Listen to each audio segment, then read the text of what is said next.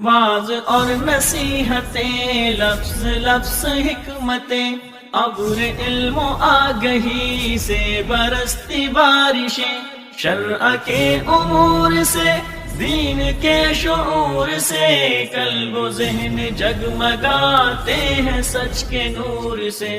خطبہ جمعۃ المبارک۔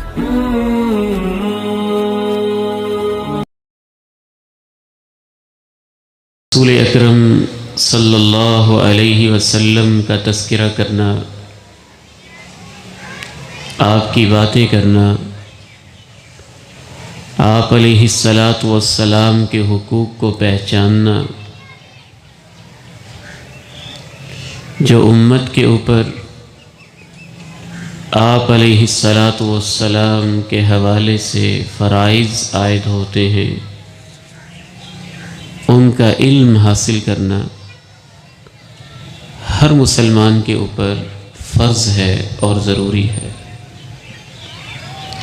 اس میں خیر بھی ہے، ایمان بھی ہے، برکت بھی ہے، سعادت بھی ہے، راحت بھی ہے، دلوں کا اطمینان بھی ہے، اور آخرت میں آپ علیہ السلام کی رفاقت کا ذریعہ بھی ہے۔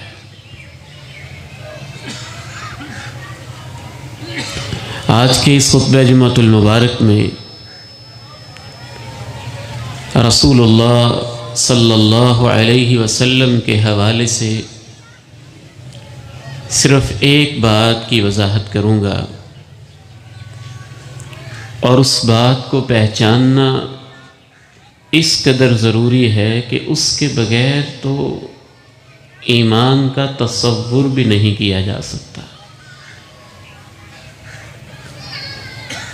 کلمہ میں نے بھی پڑھا ہے، آپ نے بھی پڑھا ہے، ہر مسلمان نے پڑھا ہے، اور اس میں ہم اللہ پہ ایمان کی گواہی دیتے ہیں اور اللہ کے نبی علیہ السلام کی رسالت کی گواہی دیتے ہیں۔ لیکن یہ چیز بہت قابل تعجب ہے کہ آپ علیہ السلام پر ایمان لانے کا مطلب کیا ہے، اس کی تفصیلات سے ہم بہت کم واقف اور آگاہ ہیں۔ پھر اس کے تقاضے کیا ہیں؟ آپ پر ایمان لانے کا سب سے پہلا مطلب اور بنیادی مفہوم یہ ہے، دل و جان سے اس بات کا اقرار کرنا کہ حضرت محمد ابن عبداللہ علیہ الصلاۃ والسلام اللہ کے رسول ہیں، اس کے بھیجے ہوئے ہیں، اللہ کے بندے ہیں، جو اللہ نے آپ کو پیغام دیا تھا کہ آپ میرے بندوں تک یہ پیغام پہنچائیں، آپ وہ پیغام پہنچانے کے لیے تشریف لائے ہیں، اور آپ علیہ الصلاۃ والسلام نے وہ پیغام کما حقہ پہنچا دیا ہے، منو ان بلا کم و کاست، جیسے اللہ کی طرف سے پیغام دیا گیا ویسے ہی آپ نے پوری انسانیت کو اللہ کا پیغام پہنچا دیا، اور جو آپ نے پیغام پہنچایا وہ اس دور کے لیے جیسے قابل عمل تھا ویسے ہی قیامت تک کے لیے قابل عمل ہے۔ ایمان لانے کے اندر یہ چیز بھی شامل ہے کہ یہ مانا جائے کہ انسانی تاریخ میں آپ سے اعلیٰ، آپ سے برتر، آپ سے افضل، آپ سے بڑھ کر انسانوں کی صف میں کوئی انسان نہیں ہے، اللہ کے بعد سب سے بڑی ہستی آپ کی ہے۔ ایمان لانے کے اندر یہ چیز بھی شامل ہے کہ آپ نے جو اللہ کے بارے میں بتایا وہ برحق، جو فرشتوں کے بارے میں بتایا وہ برحق، جو آپ نے تقدیر کے بارے میں بتایا وہ برحق، جو آخرت کے بارے میں بتایا وہ بھی برحق، جو قبر کے بارے میں بتایا وہ بھی برحق، جو جنت اور جہنم کے بارے میں بتایا وہ بھی برحق۔ آپ پر ایمان لانے کا یہ بھی مطلب ہے کہ جو آپ نے نظام زندگی دیا، عبادات بتائیں، وہ بھی برحق۔ نماز، روزہ، زکوٰۃ، حج، صیام برحق۔ جو معاشی نظام آپ نے دیا وہ بھی برحق اور قیامت تک کے لیے قابل عمل۔ جو آپ نے پولیٹیکل سسٹم یا سیاسی نظم دیا اور اس حوالے سے ہدایات دیں وہ بھی برحق۔ جو انٹرنیشنل ریلیشنز کے حوالے سے، بین الاقوامی تعلقات کے حوالے سے ایمان اور کفر کی بنیاد پہ آپ نے تقسیم کر دی وہ بھی برحق۔ الغرض زندگی کے جس شعبے کے بارے میں اس عظیم پیغمبر نے جو کچھ بھی کہا، جو کچھ بھی بتایا، سچ کہا اور برحق بتایا۔ مثالوں سے میں اس کو واضح کروں گا۔ آج ایمان اس قدر کمزور ہو چکے ہیں کہ ہم ایمان کے تقاضوں کو سمجھ نہیں پائے۔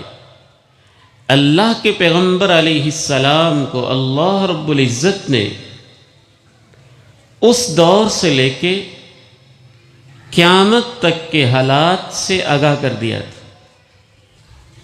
جناب عمر صحیح بخاری میں کہتے ہیں، قام فینا رسول اللہ صلی اللہ علیہ وسلم، اللہ کے پیارے نبی علیہ السلام ہمارے درمیان خطبے کے لیے کھڑے ہوئے۔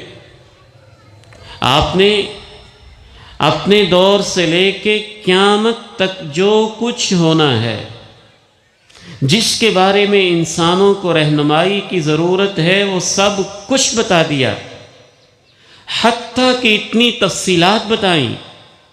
جناب عمر کے صحیح بخاری میں الفاظ ہیں، حتیٰ يدخل اہل الجنت الجنہ واہل النار النار۔ قیامت تک کے حالات آپ نے ایسے بتائے، حتیٰ کہ جنت میں داخل ہونے کا اور جہنم واصل ہونے کا منظر بھی آپ نے اس خطبے کے اندر ہمارے سامنے کھینچ کے رکھ دیا۔ ایسا کامل ایمان کہ اگر حالات بدل جائیں، وقت کچھ اور کہنے لگ جائے، دنیا کسی اور رخ پہ جائے، سائنسز کچھ اور کہنے لگیں، سائنسدان کسی اور طرف چلنے لگیں، دنیا کسی اور راہ پہ چلنے لگے، عقل و منطق اور لاجک کوئی اور فیصلہ کرنے لگے، کلچر بدل جائے، تہذیب بدل جائے، ثقافت بدل جائے، تمدن بدل جائے، لوگوں کی سوچوں کے انداز بدل جائیں، علوم بدل جائیں، سوشل سائنسز بدل جائیں، سماجی علوم بدل جائیں، دریافتیں بدل جائیں، حقائق کچھ اور کہنے لگیں، اللہ کے پیغمبر علیہ السلام پر ایمان کا مطلب یہ ہے کہ دنیا کے 7 ارب انسان بھی اگر ایک طرف کھڑے ہوں اور اللہ کے پیارے نبی علیہ السلام کہے نہیں، ایسے نہیں، یہ بات ایسے ہے، اس پیغمبر عالی شان پہ ایمان کا مطلب ہے ہم کہیں گے دنیا جھوٹ بولتی ہے، آپ سچ کہتے ہیں۔ وَمَا يَنطِقُ عَنِ الْهَوَىٰ إِنْ هُوَ إِلَّا وَحْيٌ يُوحَىٰ عَلَّمَهُ شَدِيدُ الْقُوَىٰ ذُو مِرَّةٍ فَاسْتَوَىٰ وَهُوَ بِالْأُفُقِ الْأَعْلَىٰ ثُمَّ دَنَا فَتَدَلَّىٰ فَكَانَ قَابَ قَوْسَيْنِ أَوْ أَدْنَىٰ فَأَوْحَىٰ إِلَىٰ عَبْدِهِ مَا أَوْحَىٰ۔ وہ اپنی خواہش سے نہیں بولتا، وہ تو وہی بولتا ہے جو اس کی طرف وحی کی جاتی ہے۔ کمزور ایمان والے لوگ یہاں تک کہتے دکھائی دیتے ہیں کہ یہ حدیث اب نہیں چلتی، اب دنیا بدل گئی ہے، اس لیے میں نے شروع میں بتا دیا۔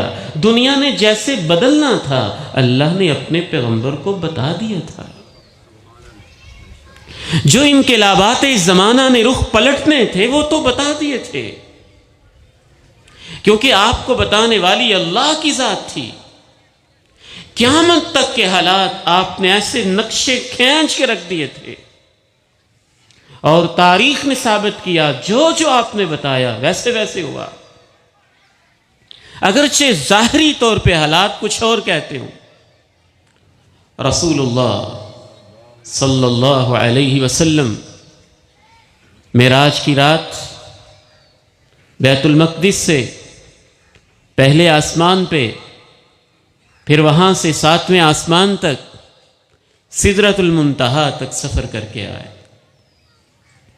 صبح ہوئی، آپ نے لوگوں کو بتایا کہ اللہ نے مجھے رات کو سیر کروائی، میں مکہ سے بیت المقدس پہنچا، بیت المقدس سے سرزمین فلسطین سے جہاز مسلمانوں کا خون پانی سے زیادہ ارزاں کر دیا گیا ہے، جہاں لاشیں ہی لاشیں، معصوم بچے تڑپتے بلکتے سسکتے دکھائی دیتے ہیں، اور امت کے بے حس حکمران، حتیٰ کہ وہ پڑوسی جو اپنے آپ کو امت کا لیڈر سمجھتے ہیں، اس بات پہ فخر محسوس کر رہے ہیں کہ ہم نے دوائیوں کا ٹرک بھیج دیا، ہم نے زخموں پہ مرہم اور پٹی کا سامان بھیج دیا، اور ملکوں کے کرنے کے یہ کام نہیں ہوتے۔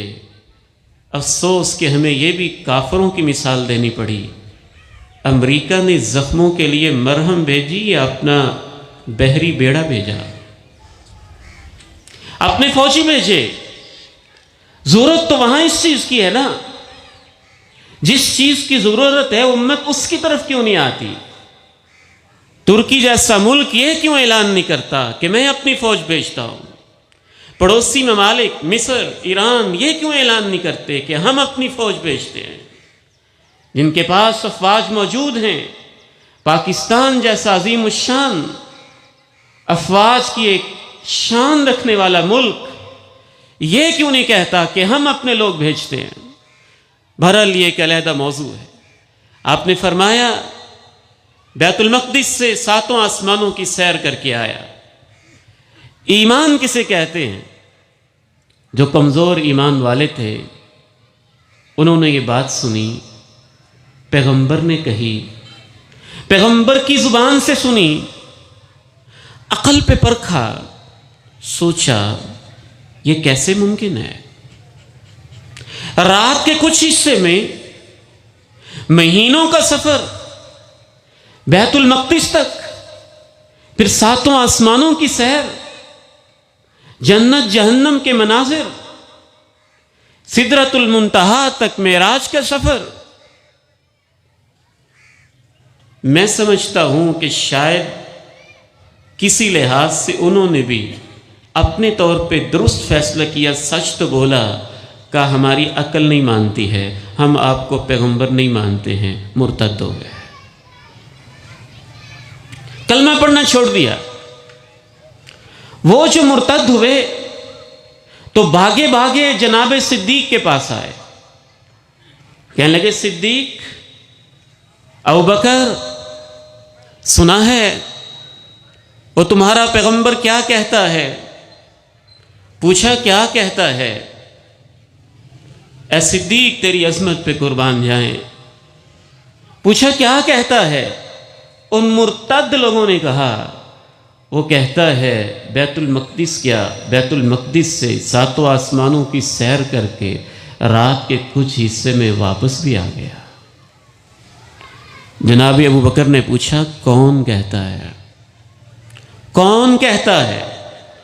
ان مرتدین نے بڑی بغلیں بجاتے ہوئے کہا کہ اب اس کا ایمان بھی قائم نہیں رہے گا۔ کہا جسے تم نبی کہتے ہو تمہارا پیغمبر کہتا ہے۔ پوچھا کون کہتا ہے؟ عبداللہ کا بیٹا محمد تمہارا دوست جسے تم پیغمبر کہتے ہو وہ کہتا ہے۔ جناب صدیق نے کہا وہ جو کہتا ہے سچ کہتا ہے۔ وَمَا يَنطِقُ عَنِ الْهَوَىٰ إِنْ هُوَ إِلَّا وَحْيٌ يُوحَىٰ عَلَّمَهُ شَدِيدُ الْقُوَىٰ ذُو مِرَّةٍ فَاسْتَوَىٰ وَهُوَ بِالْأُفُقِ الْأَعْلَىٰ ثُمَّ دَنَا فَتَدَلَّىٰ فكان قاب قوسين أو أدنى فأوحى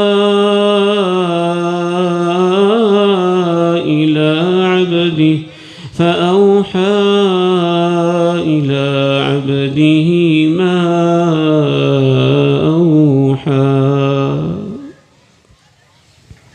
انہوں نے کہا صدیق تمہاری عقل میں یہ بات آتی ہے؟ ایسے ممکن ہے؟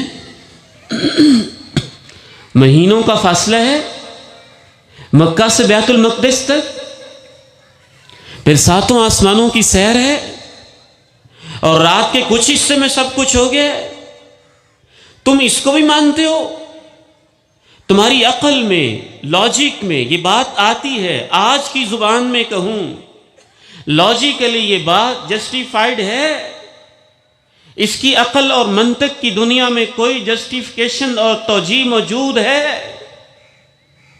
جناب صدیق رضی اللہ تعالی عنہ نے کہا تم یہ سمجھتے ہو کہ یہ ممکن ہے، یہ ممکن نہیں ہے، میں تو جو اس سے بھی زیادہ ناممکن ہے اس میں بھی اس کو سچ مان چکا ہوں، تم اتنی سی بات پہ اڑے بیٹھے ہو کہ یہ کیسے ممکن ہے؟ میں تو اس کو بھی مانتا ہوں کہ یہ تو ایک رات میں ہوا ہے، میرا پیغمبر تو شان رکھتا ہے، میں تو یہ بھی مان چکا ہوں کہ صبح کے کچھ وقت میں 7ویں آسمان سے جبریل اترتا ہے اور پیغام دے کے چلا جاتا ہے، پلک جھپکنے برابر وقت بھی نہیں لگتا۔ جب میں نے یہ مان لیا ہے تو مجھے یہ ماننے میں کیا باک ہے؟ جب میں نے اس چیز کو تسلیم کر لیا ہے کہ جبریل امین آتے ہیں، 7ویں آسمان سے آتے ہیں، رب کریم سے پیغام لے کے آتے ہیں، 7 آسمانوں کو چیرتے ہیں، زمین پہ اترتے ہیں، آپ کے سینہ اطہر پہ نازل ہوتے ہیں اور کچھ حصے کے اندر پیغام دے کے رب کریم کے پاس واپس بھی چلے جاتے ہیں، جس ابو بکر نے یہ مان لیا ہے اسے 7 آسمانوں کی سیر ماننے میں کوئی باک نہیں ہے۔ میرے بیٹو آج آپ جائزہ لیں آپ ایمان کے کس لیول پہ کھڑے ہوئے ہیں۔ کوئی حدیث سنائی جائے تو آگے سے کوئی کہتا ہے اس کی لاجک کیا ہے، کوئی کہتا ہے ریزننگ کیا ہے، کوئی کہتا ہے منطق کیا ہے، کوئی کہتا ہے عقل میں نہیں آتی، کوئی کہتا ہے اس کی فلسفی کیا ہے، کوئی کہتا ہے اس کی حکمت کیا ہے، کوئی کہتا ہے اس کا فائدہ کیا ہے، کوئی کہتا ہے سائنس تسلیم نہیں کرتی، کوئی کہتا ہے ہم نے جدید دنیا میں اپنے نصابوں کے اندر کچھ اور پڑھا ہے، ایمان اسے کہتے ہیں۔ پوری دنیا ایک طرف کھڑی ہو جائے، ہم کہیں گے جو آمنہ کے لال نے کہا ہے سچ وہی ہے، باقی دنیا جھوٹ بک رہی ہے، اسے ایمان کہتے ہیں۔ کبھی یہ ہوتا ہے کہ حالات کا رخ کوئی اور ہوتا ہے، حالات کسی اور طرف پلٹا کھا رہے ہوتے ہیں، پیغمبر کی حدیث کچھ اور کہتی ہے، ہسٹری کی داستانیں کچھ اور کہتی ہیں، آثار قدیمہ کچھ اور کہتے ہیں، زمین کی کھدائیاں کچھ اور کہتی ہیں، دنیا کے عجائب گھر کچھ اور کہتے ہیں، مورخین کچھ اور کہتے ہیں، تاریخ لکھنے والے کچھ اور کہتے ہیں، پیغمبر کی حدیث کچھ اور کہتی ہے۔ ایمان یہ ہے تاریخ لکھنے والے تو بات کی بات ہے، تاریخ کے اوراق تو بات کی بات ہے، رب ذوالجلال کی عظمت کی قسم اٹھا کے کہتا ہوں، ہم نے تو پیغمبر کو ایسے مانا ہے، لکھنے والے تو بات کی بات، تاریخ کے اوراق تو بات کی بات، کھنڈرات تو آلات کی بات، میوزیم تو علیحدہ بات، زمین کے اندر سے ملنے والے تمہارے تیر تکوں کے اوپر کھڑے ہوئے ایویڈنسز، یہ تو اور بات، ہمیں تو زمین سے ملنے والے پتھر بول کے بھی کہیں کہ یہ ایسے نہیں ایسے ہے، ہم کہیں گے تم جھوٹ بولتے ہو، پیغمبر سچ کہتا ہے۔ وَمَا يَنطِقُ عَنِ الْهَوَىٰ إِنْ هُوَ إِلَّا وَحْيٌ يُوحَىٰ عَلَّمَهُ شَدِيدُ الْقُوَىٰ ذُو مِرَّةٍ فَاسْتَوَىٰ وَهُوَ بِالْأُفُقِ الْأَعْلَىٰ ثُمَّ دَنَا فَتَدَلَّىٰ فَكَانَ قَابَ قَوْسَيْنِ أَوْ أَدْنَىٰ فَأَوْحَىٰ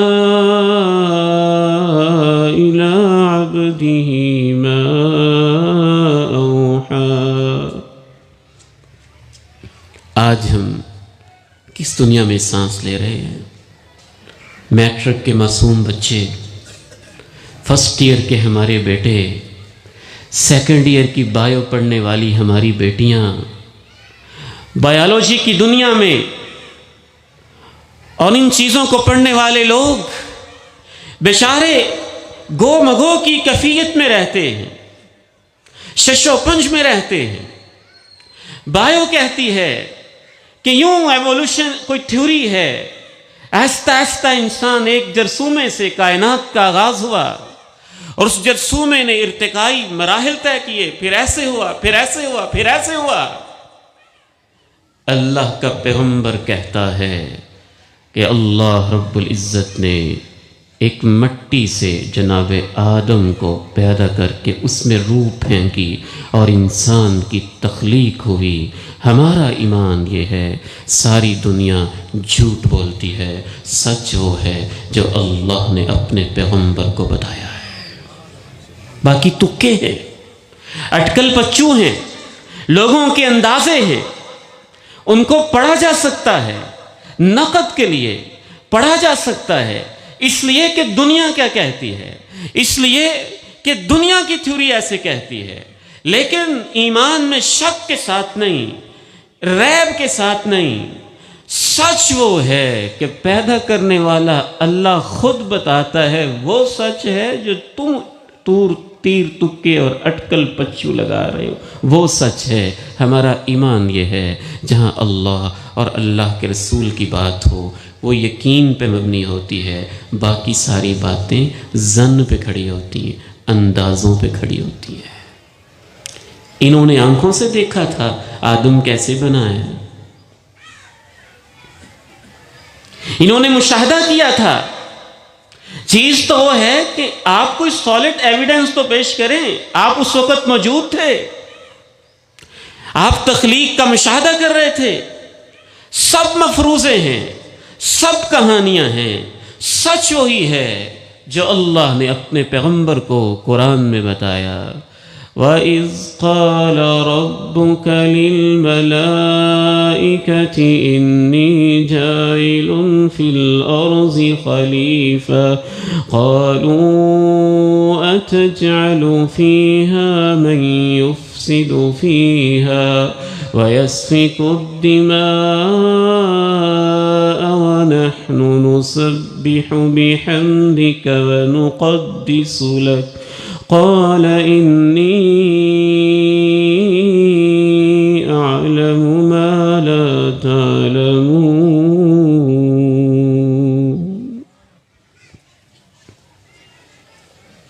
جناب ابو ذر رضی اللہ تعالی عنہ وارضاہ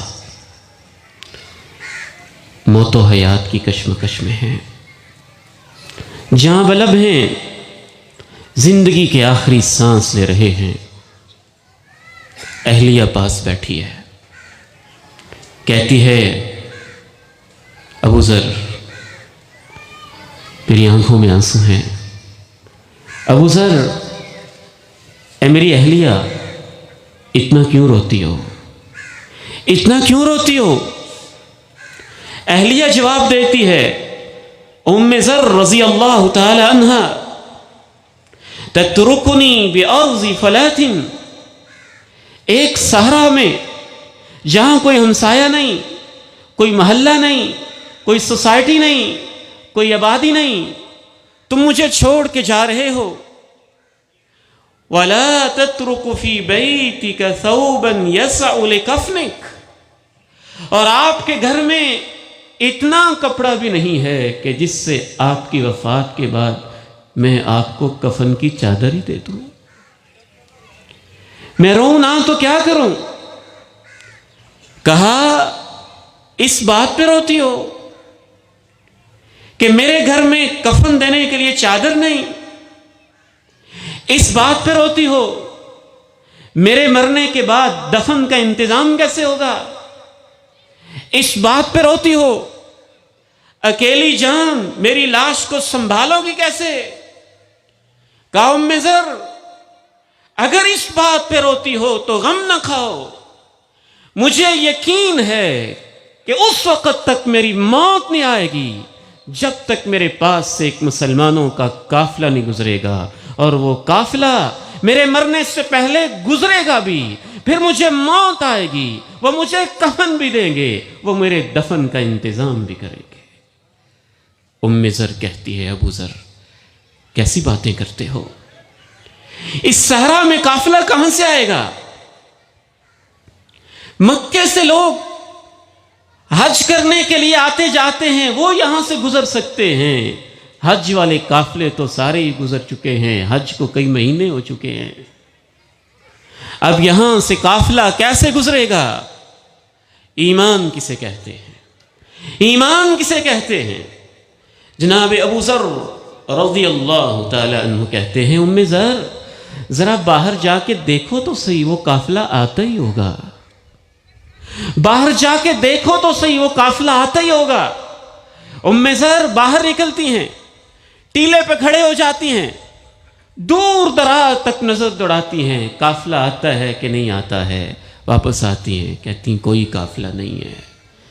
ابو ذر کہتے ہیں، قافلہ آئے گا، یہاں سے گزرے گا، مجھے کفن دے گا، میرے دفن کا انتظام کرے گا. کیونکہ اللہ کے پیارے نبی علیہ السلام نے ایک مجلس میں یہ کہا تھا کہ تم میں ایک ایسا شخص ہے کہ اس سے صحرا میں موت آئے گی، مسلمانوں کا قافلہ پاس سے گزرے گا، وہ اس کے کفن اور دفن کا انتظام کرے گا. اس وقت محفل میں جتنے لوگ بیٹھے ہوئے تھے وہ میرے سارے ساتھی تھے، وہ میری آنکھوں کے سامنے، میری زندگی میں ان میں سے کوئی بھی صحرا کے اندر فوت نہیں ہوا، سارے آبادیوں میں فوت ہوئے ہیں. اور اللہ کے پیغمبر نے ہم سے مخاطب ہو کے کہا تھا، ان میں اکیلا میں ہی رہتا ہوں، لہٰذا مجھے پیغمبر کی بات پہ یقین ہے، جب تک قافلہ نہیں گزرے گا مجھے موت نہیں آئے گی. ام ذر دیکھو تو صحیح، قافلہ آتا ہی ہوگا. ام ذر پھر باہر چلی گئیں، ٹیلے پہ کھڑی ہو گئیں، دور دراز تک نظر دوڑائی، کچھ نہ ملا. پھر فکر ہوئی، میرا خاوند اکیلا ہے، موت و حیات کی کشمکش میں ہے، مریض ہے، بیمار ہے، اسے کوئی ضرورت نہ ہو.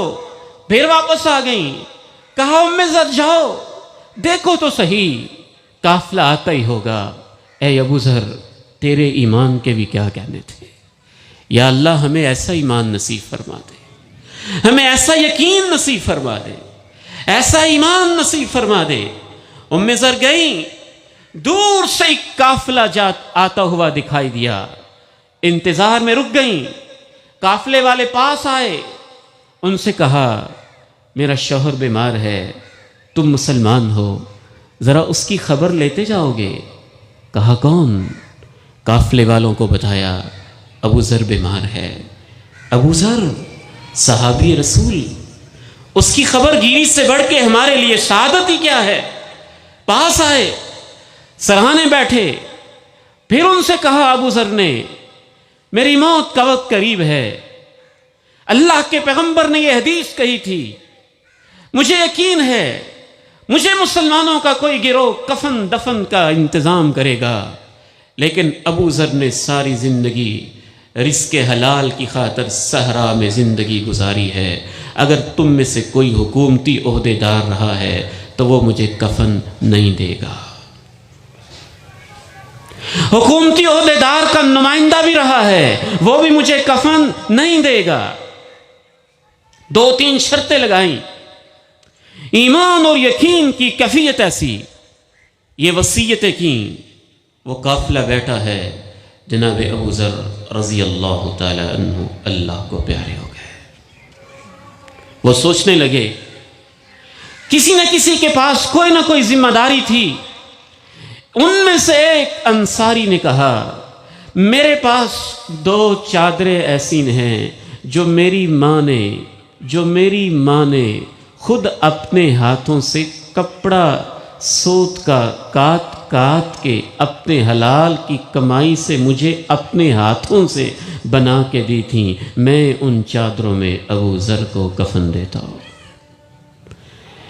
وَمَا يَنطِقُ عَنِ الْهَوَىٰ إِنْ هُوَ إِلَّا وَحْيٌ يُوحَىٰ عَلَّمَهُ شَدِيدُ الْقُوَىٰ ذُو مِرَّةٍ فَاسْتَوَىٰ وَهُوَ بِالْأُفُقِ الْأَعْلَىٰ ثُمَّ دَنَا فَتَدَلَّىٰ فكان قاب قوسين أو أدنى فأوحى إلى عبده ما أوحى۔ حالات ساتھ دیتے ہیں یا نہیں؟ بظاہر آثار نظر آتے ہیں یا نہیں؟ منظر نامہ کچھ کہتا ہے یا نہیں؟ سامنے کوئی راستہ دکھائی دیتا ہے یا نہیں؟ ایمان اسے کہتے ہیں کہ پیغمبر کی ایک ایک بات کے اوپر ایسا یقین ہو کہ ایمان پوچھئے تو صحیح صحابہ سے کیا ہوتا ہے۔ جناب سراقہ ہیں، ابھی مسلمان نہیں ہوئے، گھوڑا دوڑانا جانتے ہیں اور نشانے کے بڑے ماہر ہیں۔ مکہ والے امام کائنات علیہ السلام کے سر کی قیمت لگا دیتے ہیں، جو آمنہ کے لال کو پکڑ کے لائے گا 100 اونٹ اسے انعام میں دیں گے، قیمت لگی ہوئی ہے۔ بڑے بڑے ماہرین، گھڑ سوار اور تیر انداز اپنے اپنے میدان میں ماہر 100 اونٹوں کی لالچ میں آپ کے تعاقب میں نکلے ہیں، اور ان میں سراقہ کا نام بھی شامل ہے۔ سراقہ ابن مالک المدلجی، مدلج قبیلے سے تعلق رکھنے والا ایک اعرابی، ایک صحرائی ہے جس کا گزر بسر ہی اس چیز پہ ہے۔ ہرن گزر رہا ہے، نشانہ لگایا، شکار کیا، کھا لیا، کوئی اور شکار ملا، نشانہ لگایا، تیر چلایا، نشانے پہ لگا، کھا لیا۔ اسے بیٹھے بٹھائے 100 اونٹ مل جائیں تو اسے اور کیا چاہیے؟ یہ بھی اس کوشش میں ہے کہ میں آپ کو گرفتار کر کے مکہ والوں کو بتاتا ہوں کہ آپ کہاں جا رہے ہیں۔ قریب پہنچا، گھوڑے کے پاؤں زمین میں دھنس گئے۔ اللہ کے پیارے نبی علیہ السلام نے نفسیات کو پڑھا، کہا سراقہ، زبان حال سے کہا سراقہ، تم 100 اونٹوں کی لالچ میں مجھے پکڑنا چاہتے ہو؟ میرا دین تو وہ دین ہے، اگر تم اس دین کو مان لو تو ایک وہ دن بھی آئے گا کہ کیسر و کسریٰ کا تخت و تاج تمہارے قدموں میں ہوگا، اور اس کے بادشاہ کے سونے کے کنگن تیرے ہاتھوں میں ہوں گے۔ حالات کیا ہیں اور آپ کیا کہتے ہیں؟ حالات تو یہ ہیں کہ مکہ والے رہنے نہیں دیتے، حالات تو یہ ہیں کہ جان بچانے کی فکر ہے، حالات تو یہ ہیں کہ وہاں سے ہجرت کی راہوں کی طرف سفر کرنا پڑ رہا ہے. حالات تو یہ ہیں کہ جو کلمہ پڑھتا ہے اس کو گھسیٹا جا رہا ہے. حالات تو یہ ہیں کہ خانہ کعبہ میں عام مسلمان نماز پڑھتے ہوئے گھبراتے ہیں کہ مشرکین مکہ ہمارے ساتھ کیا کریں گے.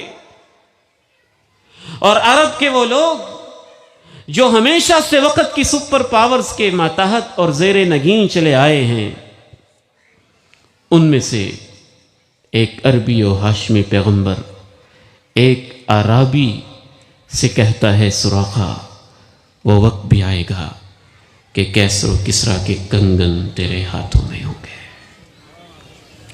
ایمان اسے کہتے ہیں. حالات جیسے بھی ہوں، وقت جو بھی کہتا ہو، جو پیغمبر نے کہہ دیا اس پہ ایمان لے آئے، اس کو سچ مانا، اس پہ یقین کر لیا. وہ وقت بھی گزرا، مدینہ منورہ کے 10 سال بھی گزرے، جناب صدیق کا مبارک عہد خلافت بھی گزرا، جناب عمر فاروق کا مبارک دور آیا، اور جناب عمر فاروق کے مبارک دور کے اندر کیسر و کسرا کی اینٹ سے اینٹ بجائی گئی. صحابہ کا ایمان اور یقین ایسا ہے کہ اس وقت بھی دیکھ رہے ہیں کہ اللہ کے پیغمبر نے کہا تھا سراقہ تیرے ہاتھوں میں سونے کے کنگن آئیں گے، اور وہ انتظار میں ہے. سراقہ آیا اور اس کے ہاتھوں میں سونے کے کنگن تھما دیے گئے. وَمَا يَنطِقُ عَنِ الْهَوَىٰ إِنْ هُوَ إِلَّا وَحْيٌ يُوحَىٰ عَلَّمَهُ شَدِيدُ الْقُوَىٰ ذُو مِرَّةٍ فَاسْتَوَىٰ وَهُوَ بِالْأُفُقِ الْأَعْلَىٰ ثُمَّ دَنَا فَتَدَلَّىٰ فَكَانَ قَابَ قَوْسَيْنِ أَوْ أَدْنَىٰ فَأَوْحَىٰ إِلَىٰ عَبْدِهِ مَا أَوْحَىٰ. اے عمر تیری یاد بھی کس موقع پہ آئی ہے. لکھنے والے نے کیا خوب لکھا تھا. بیت المقدس جناب عمر رضی اللہ تعالی عنہ جیسے صحابی رسول نے فتح کیا تھا، اور آج دوبارہ بھی مسلمانوں کے ہاتھ میں آئے گا تو تبھی آئے گا جب اللہ مسلمانوں کو عمر والا ایمان دیتے گا. وہ جو عمر کو گالیاں دیتے ہیں ان کی قسمت میں یہ فتح نہیں ہو سکتی. وہ جو جناب عمر کے قاتل کو ایک مقدس ہستی سمجھتے ہیں، انہوں نے امت کو ایک انچ بھی فتح کر کے نہیں دیا ہے. اللہ کے پیارے نبی علیہ السلام کہہ دیں کہ سوموار اور جمعرات کو اعمال پیش کیے جاتے ہیں. نمازیں، روزے، حج، زکاتیں سوموار جمعرات کو جو بھی اس ہفتے کے اندر نیکیاں پیش کی جاتی ہیں، ان حالات اور کا بھی اللہ نقشہ کہتے کھینچا تھا. ہیں میں ان سب کو معاف کر دے. فرمایا تمہارا کیا حال ہوگا. یوشک ان تداعی علیکم الامم کما تداعی. ایک ایسا وقت آئے گا میری امت کے لوگوں اس کے تمہارے روزے اوپر کھڑے کافر قومیں ایسے ٹوٹ کہ اللہ کے پڑیں نبی نے کہہ دیا مجھے جیسے معافی نہیں ملے گی. بھوکے کھانے کے پیالے کے اوپر ٹوٹ پڑے. اللہ نے کہہ دیا میں نے اس کو معاف نہیں کیا جب تک صلح نہیں کرتا. عالم کفر بھوکا ہے. یہ حدیث سن کر بھی اگر کوئی کہتا ہے خبردار اگر تو نے میری میت کو جہاں جہاں بھی امت اسلامیہ پریشان ہے، اگر کوئی کہتا ہے اس وجہ سے نہیں ہے کہ ان کے پاس وسائل نہیں ہیں، یہ اس وجہ حدیث سے سن کر بھی ہے اگر کوئی کہ کہتا وسائل ہے ان کے کہ پاس خبردار ہیں اس لیکن ان شادی کے کے اندر پاس وہ آئیں گے، ہم نہیں آئیں گے، ہم آئیں گے تو وہ نہیں آئیں گے. پاکستان کے پاس کیا کیا نہیں ہے؟ واقعتاً اس نے پیغمبر کو دل و جان پانی سے ہمارے مانگا؟ پاس ہے، چشمے ہمارے پاس ہیں، اللہ کی مہربانی کہتے ہوں میرا دل چاہتا ہمارے ہے پاس ہے کہ میں اپنے مسلح پہ کسی اور کو کھڑا کر دوں. آسمانوں سے باتیں کرتے پہاڑ ہمارے پاس ہیں، چپا چپا سونا اگلتی ہوئی زمین ہمارے پاس ہے، سیالکوٹ کے لاہور کے ذہینوں اگر اس نے سچے دل سے نبی مانا ہو تو ایسا دنیا میں رویہ ایک ممکن اور ہے. لیول کو ٹاپ کرنے والے ہمارے اللہ کے پیارے نبی فرماتے ہیں Human کہ جو resources نماز ہمارے نہیں پاس پڑھتا ہے، قیامت کے نیچرل دن ریسورسز فرعون ہمارے کے پاس ساتھ ہے، ہوگا، زمین کی قارون کے معدنیات ساتھ ہمارے پاس ہے، حامان کے سونے ساتھ کے ذخائر ابی ہمارے بن پاس خلف کے ہیں، ساتھ. کوئلے کے ذخائر ہمارے کیا پاس ممکن ہیں، ہے کہ گیس حدیث کے سننے ذخائر کے بعد ہمارے بندہ پاس بے ہیں. نماز رہے؟ دنیا کی کیا چیز ہے جو اللہ نے اس پاکستان کو نہیں فلا وربك لا يؤمنون حتى يحكموك فيما شجر بينهم. اللہ تعالیٰ سے دعا کریں کہ اللہ مجھے تمہارے اوپر امتیں ٹوٹ پڑے. صحابہ کے ذہن میں سوال آیا اس وجہ سے کہ ہماری آپ سے سچی محبت بھی نصیب فرما دے, نہیں, اور آپ علیہ السلام کی سچی اطاعت تو بہت ہوگی. انتم یومئذ کثیر, تمہاری تعداد بہت ہوگی.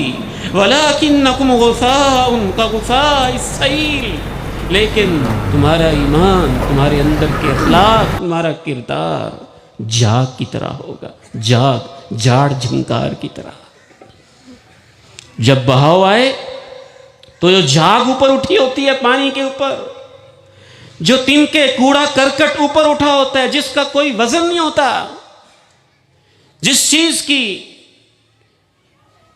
کثافت زیادہ ہوتی ہے وہ نیچے جاتی پانی میں, اور جس کا کوئی وزن نہیں ہوتا وہ اوپر اٹھی ہوتی ہے. ایک خاص کیمسٹری کا, ڈینسٹی کا لا جو ہے, آپ نے ارشاد فرمایا تم ایسے ہوگے جیسے جاگ ہوتی ہے, تمہارے اندر وزن نہیں ہوگا, ایمان کا وزن, اخلاق کا وزن, کردار کا وزن. اس وجہ سے تمہارے اوپر امتیں ٹوٹ پڑیں گی. صحابہ نے پوچھا ہمارا مسئلہ کیا ہوگا؟ تمہیں وہن کی بیماری لگ جائے گی. صحابہ نے پوچھا وہن کی بیماری کیا ہے؟ آپ علیہ السلام نے ارشاد فرمایا وہن کی بیماری ہے حب الدنیا و کراہیت الموت, دنیا کو سب کچھ سمجھنا اور موت سے ڈرنا.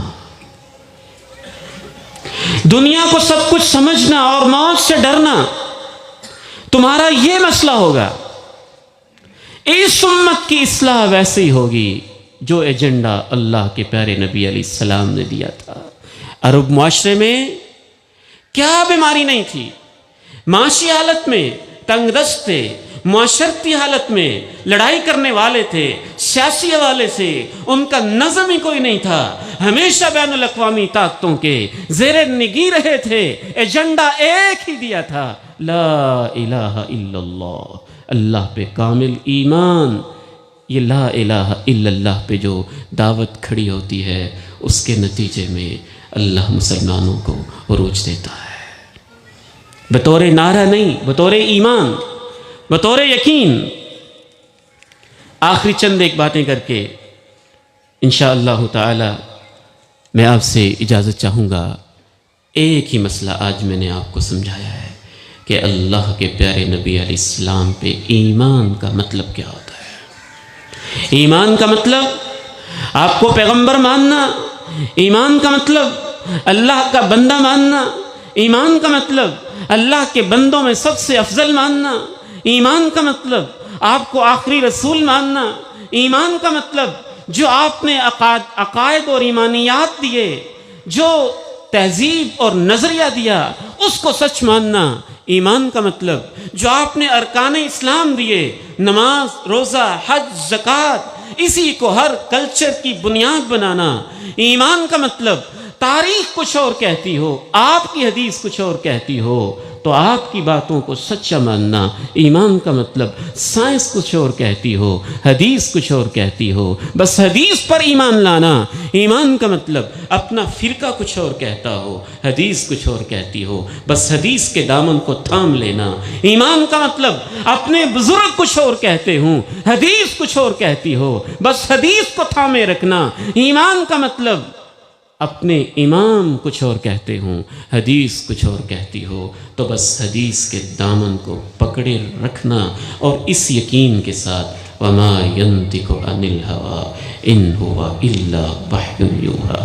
ایسے ایمان کی ضرورت ہے, اور جس کو یہ ایمان مل جاتا ہے ادھر اس کی آنکھیں بند ہوتی ہیں, ادھر میدان محشر لگتا ہے, اور اللہ کے پیغمبر کے ساتھ جنتوں میں رفاقت مل جاتی ہے. اللہ تعالیٰ سے دعا ہے کہ امت کو آج ایسا ایمان اللہ تعالیٰ نصیب فرما دے. وآخر دعوانا ان الحمد للہ رب العالمین.